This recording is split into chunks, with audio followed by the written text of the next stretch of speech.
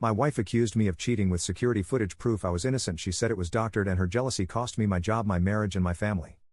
My wife accused me of having an intimate encounter with my coworker in the parking lot at 3 in the afternoon, and when I showed her the security footage proving I was in a meeting with 12 other people at that exact time, she said the footage must be doctored and I must have paid someone to lie for me, and that's when I realized I wasn't married to the woman I loved anymore. I was trapped with someone whose jealousy had become so consuming that reality didn't matter, only her suspicions did, and those suspicions were about to cost me everything, including my job and my sanity.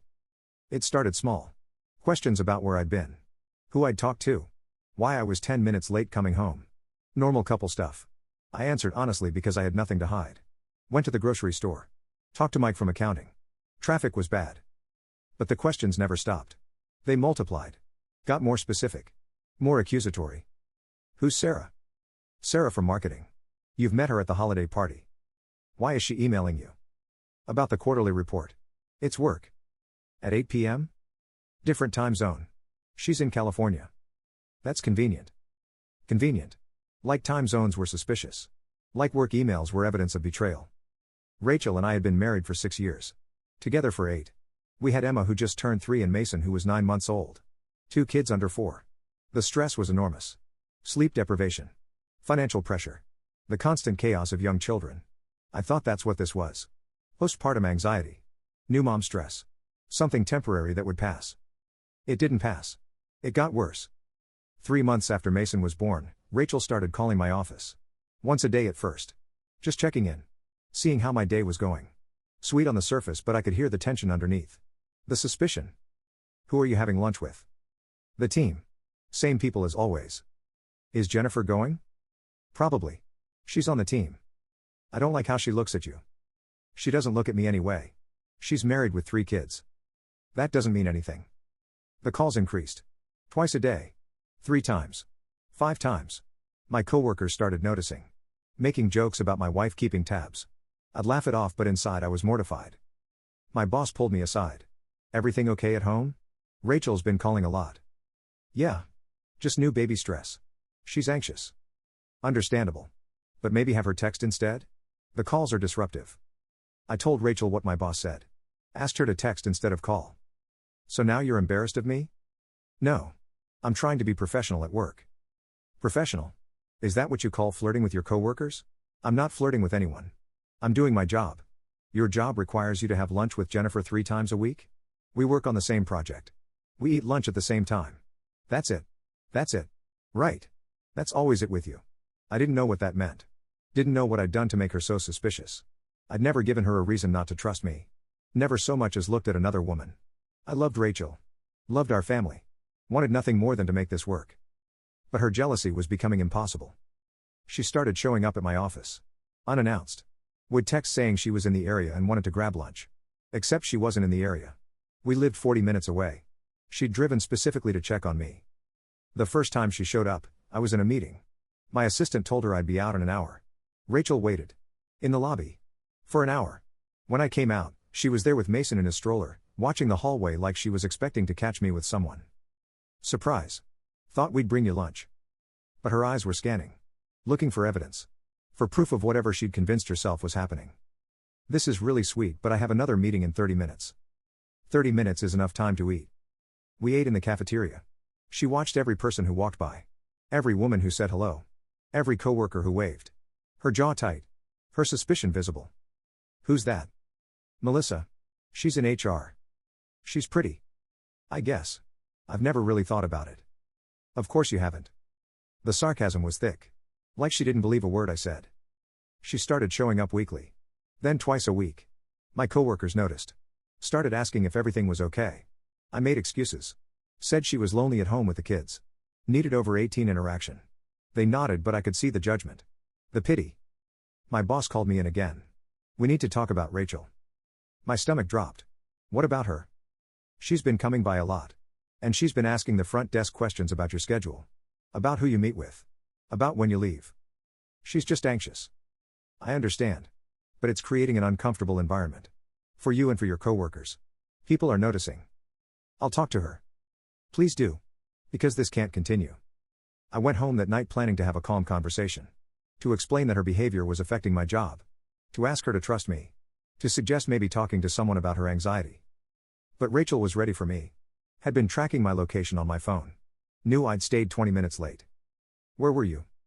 At work. I had to finish a report. With who? By myself. At my desk. Your location showed you in the parking lot. I walked to my car. That's where my location would show. For 20 minutes? I was sitting in my car finishing a phone call with a client. What client? Anderson Industries. You want to call and verify? Don't be condescending. I'm not being condescending. I'm telling you the truth and you don't believe me. What do you want from me? I want you to be honest. I am being honest. Emma started crying in the other room. Our argument had woken her. Rachel glared at me like this was my fault and went to comfort her. I stood in the kitchen wondering how we'd gotten here. How the woman I married had turned into someone who questioned my every move. Who didn't trust me to drive home from work without suspicion. The breaking point came 3 weeks later. Rachel became convinced I was having an encounter with Jennifer. My coworker. The one she'd fixated on from the beginning.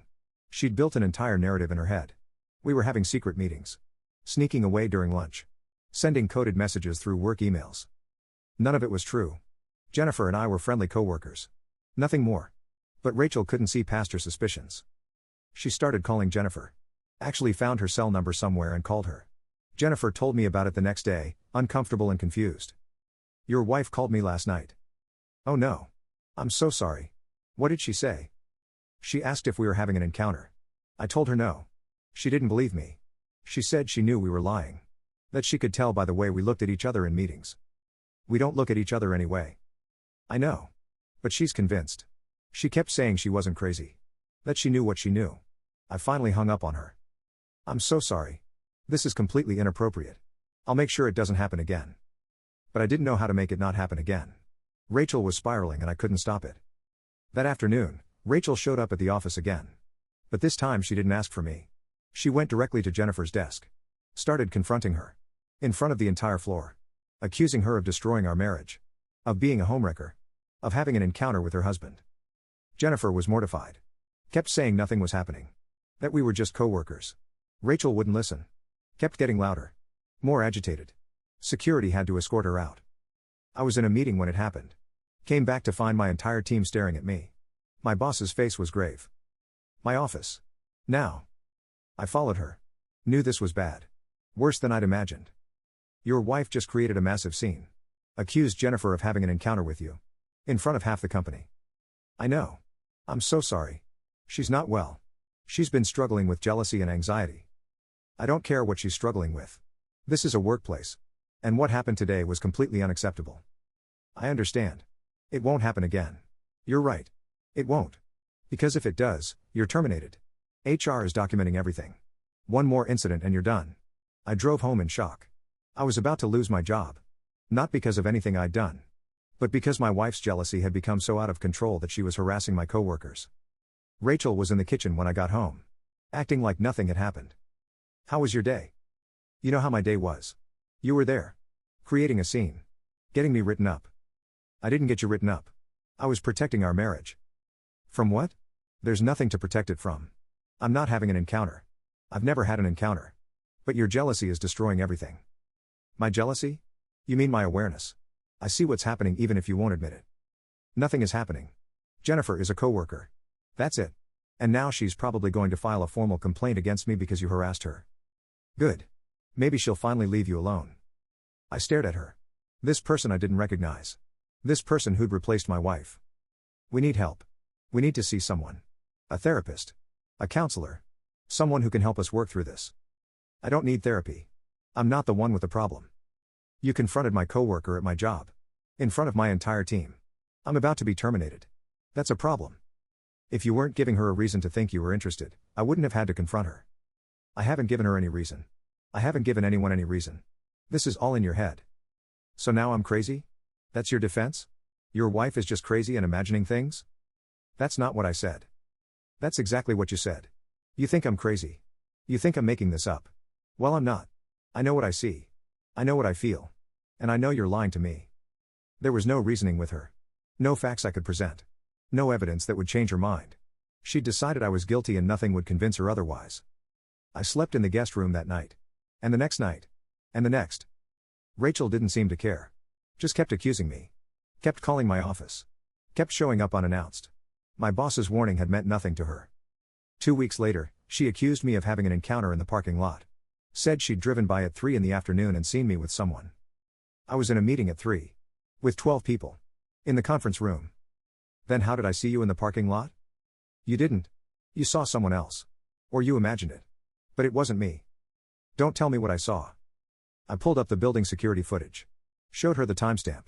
Showed me in the conference room at the exact time she claimed I was in the parking lot. She stared at the footage for a long time. Then, this is doctored. What? This footage. It's doctored. You paid someone to create this. Rachel, this is from building security. I can't doctor building security footage. You can if you're trying to hide something. That's when I knew. This wasn't going to get better. This wasn't temporary stress or postpartum anxiety. This was something deeper. Something I couldn't fix on my own. I want a divorce. She laughed. Actually laughed. You're not divorcing me. I am. I can't do this anymore. Your jealousy is destroying my career. My mental health. Our family. And you won't get help. So I'm done. You're not taking my kids. Our kids. And I'm not trying to take them. I want shared custody. I want them to have both parents. But I can't stay married to someone who doesn't trust me. Who harasses my coworkers. Who's getting me terminated from my job. If you divorce me, you're abandoning your family. You're breaking up our children's home. You're choosing yourself over them. I'm choosing sanity. I'm choosing a life where I'm not accused of things I haven't done every single day. I'm choosing to be employed so I can support those children. You're choosing to run away from your problems. The problem is you won't get help. I've asked you to go to therapy. You refuse. I've asked you to trust me. You can't. I've asked you to stop harassing my workplace. You won't. What else can I do? She didn't answer. Just stared at me with pure hatred. I'm filing tomorrow. I'll find somewhere else to stay until we figure out the custody arrangement. You're not leaving these kids with a stranger while you go off and live your best life with your mistress. I don't have a mistress. I have never had a mistress. I've never even thought about having a mistress. Why can't you believe me? Because I see the way you look at other women. I see the way they look at you. I'm not blind. But she was blind. Blind to reality. Blind to the damage she was causing. Blind to the fact that she was destroying the very thing she claimed to be protecting. I filed for divorce the next day. Moved into a furnished apartment. Started the process of separating our lives. Every step felt like failure. Like I was giving up. Like I was the bad guy everyone would think I was. Rachel told everyone I was leaving her with 2 babies to go be with another woman. Her family believed her. Some of my family believed her. Friends we'd known for years chose sides, and most of them chose hers because abandoned wife with babies is more sympathetic than exhausted husband who claims she's jealous. Nobody asked for my side. Nobody questioned whether her version was complete. They just accepted that I was the villain and she was the victim. My mother called. Your wife says you're leaving her for a coworker. That's not true. I've asked for a divorce because her jealousy has become unmanageable. She's harassing my workplace. I'm about to be terminated. She says you've been having an encounter for months. She's been saying that for months. It's never been true. But no matter what evidence I provide, she doesn't believe me. So I'm choosing to leave before I lose everything. You have 2 small children. I know I have 2 small children. I see them every day. I love them. But I can't stay married to someone who thinks I'm lying every time I speak. Who shows up at my job creating scenes. Who calls my coworkers accusing them of things that aren't happening. Have you tried counseling? She refuses. Says she doesn't need it. Says I'm the problem. Silence. Then, that does sound difficult. That was as close to support as I got from anyone in my family. Rachel refused to let me see Emma and Mason. Said I'd abandoned them and didn't deserve time with them. I had to file for emergency custody just to get visitation while the divorce was pending. The judge granted me 3 evenings a week and every other weekend. Rachel looked devastated. Like I'd stolen her children. Like I was the one keeping them from their parent. Every pickup was a confrontation. Rachel would stand in the doorway saying terrible things in front of the kids. Calling me a liar. A betrayer. Someone who destroyed his family for another woman. Emma started asking questions. Daddy, why don't you live here anymore? Why is Mommy so sad? Did you do something bad? Mommy and Daddy are having grown-up problems. But I love you so much. Nothing is your fault. But Mommy says you left us for someone else. My heart broke. She was turning our 3-year-old against me. Health risk her with accusations that weren't true. I talked to my attorney. She's telling our daughter I'm having an encounter. She's 3. She shouldn't be hearing this. Document everything. Keep records. We'll bring it up in court. But documenting everything felt like collecting evidence against the mother of my children. Felt like building a case that would upset them in the process of protecting myself. My job situation got worse. HR called me in for a formal meeting. Presented documentation of every time Rachel had called, shown up, or contacted my coworkers. This pattern of conduct constitutes workplace disruption. We understand you filed for divorce. But until this is resolved, we need to put you on probation. I'm being put on probation for my wife's behavior? You're being put on probation because the situation hasn't improved despite multiple warnings. If there's one more incident, we'll have to let you go. I was going to lose my job. Not because of my performance. Not because of anything I'd done. But because my wife's jealousy had escalated to the point where my employer couldn't tolerate it anymore. I told Rachel about the probation. Begged her to stop calling my workplace. Good. Maybe you'll finally take responsibility for what you've done. What have I done? Specifically. What evidence do you have that I've done anything wrong? I don't need evidence. I know. Knowing isn't evidence. Feeling isn't proof. You've destroyed my reputation at work based on feelings. Your reputation was destroyed the moment you started sneaking around. We were talking in circles. The same argument. The same accusations. The same refusal to accept reality. 2 months into the divorce proceedings, Rachel filed a motion to restrict my custody. Claimed I was unstable. That I was having encounters with multiple women. That I couldn't be trusted around the children unsupervised. My attorney was furious. These are serious allegations. Does she have any proof? No. Because none of it's true. Then we'll fight this. But you need to be prepared. Custody proceedings can get very ugly. The hearing was devastating. Rachel's attorney painted me as a serial cheater who'd abandoned his family for other women. Presented as evidence, my coworker's phone number in my phone. Emails about work projects. Receipts from lunch meetings. All of it completely innocent. All of it normal workplace interaction. But presented in the worst possible light. My attorney countered with evidence of Rachel's harassment. The calls to my office. The confrontations with coworkers. The accusations without evidence. The refusal to seek help. The judge listened to everything. Looked tired. Like this was just another messy divorce with two parents causing harm their kids. I'm maintaining the current custody arrangement. But I'm ordering family therapy for both parents and the children. And I'm strongly suggesting individual therapy for both of you to work through your issues. Rachel looked victorious. Like she'd won something. I felt hollowed out. This was what our marriage had become. A courtroom drama where we fought over our children while destroying each other. The family therapy was painful. Emma drawing pictures of our family with me standing far away from everyone else. Rachel telling the therapist I'd broken her trust. Me trying to explain that there was nothing to break trust over.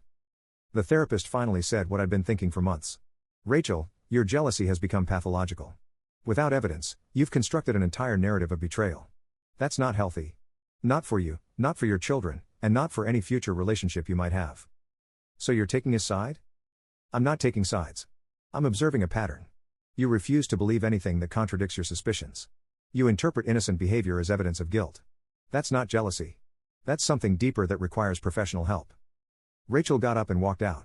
Never came back to family therapy. 4 months into the divorce, my boss called me into her office again. I'm sorry to do this. But we have to let you go.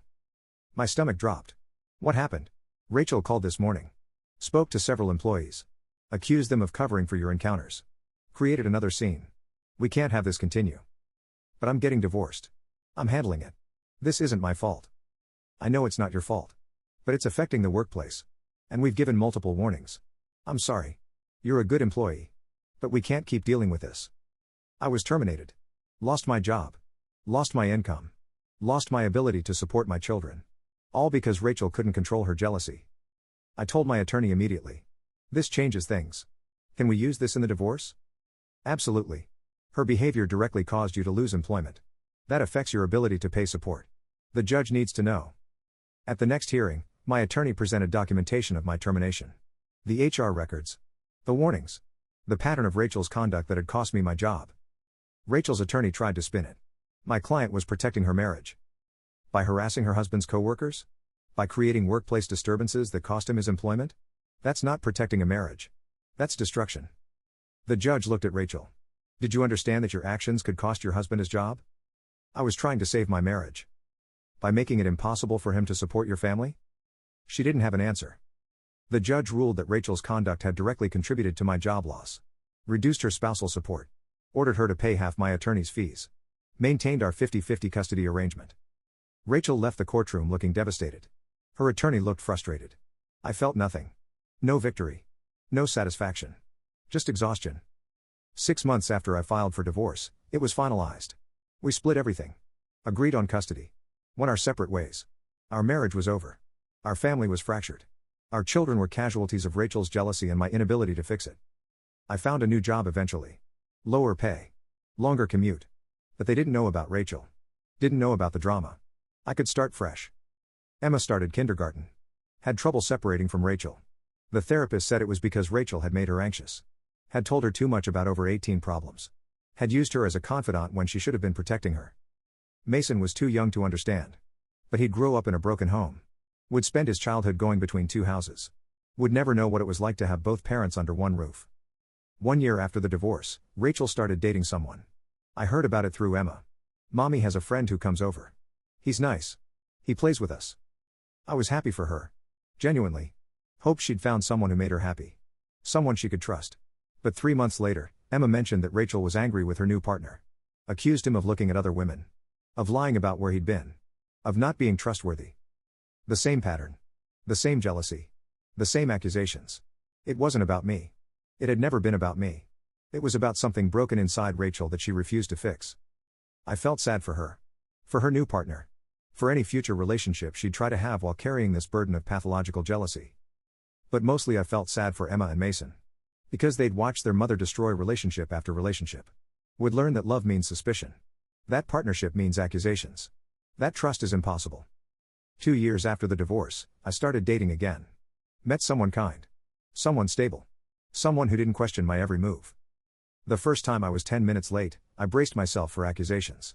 For questions. For suspicion. Instead she said, "Traffic bad?" "Yeah. Sorry." "No worries." That was it. No interrogation. No suspicion. Just normal trust between two over 18s. I almost cried. Because I'd forgotten what that felt like. To be trusted. To not have to defend every decision. To just exist without constant scrutiny. 3 years after the divorce, Emma asked me a question. "Daddy, why did you and Mommy get divorced?" She was 7 now. Old enough for a real answer. Mommy was very worried that I wasn't being honest with her. Even though I was. And those worries made it hard for us to be happy together. Does she worry with her new partner too? I think so, yes. That's sad. It is sad. Because Mommy deserves to be happy. But sometimes people have worries that make it hard for them to be happy. Did you stop loving her? No. I loved her very much. But love isn't always enough. Sometimes people need help with their worries. And if they won't get that help, the relationship can't work. She nodded thoughtfully. Processing. Understanding in her own way. 4 years after the divorce, Rachel's second relationship ended. Same pattern. Same accusations. Same refusal to seek help. Emma told me about it casually. Mommy's friend doesn't come over anymore. She says he was a liar like you. Like me. A liar. 4 years later and I was still the benchmark for betrayal in her mind. Still the villain who'd destroyed everything. Still the proof that all men lie. I wondered if she'd ever realize the truth. That the problem wasn't me. Wasn't her second partner. Wasn't any of the people she'd accused. The problem was her untreated pathological jealousy that destroyed every relationship she touched. But I didn't think she'd ever realize it. Because that would require looking inward. Accepting responsibility. Admitting she needed help. And Rachel had never been able to do that. What I learned is that jealousy without evidence isn't love, it's a pattern of thinking that destroys everything it touches, including careers and families and children's sense of security, and sometimes the hardest thing you can do is walk away from someone you love because staying means watching them destroy you both while refusing to get the help they desperately need.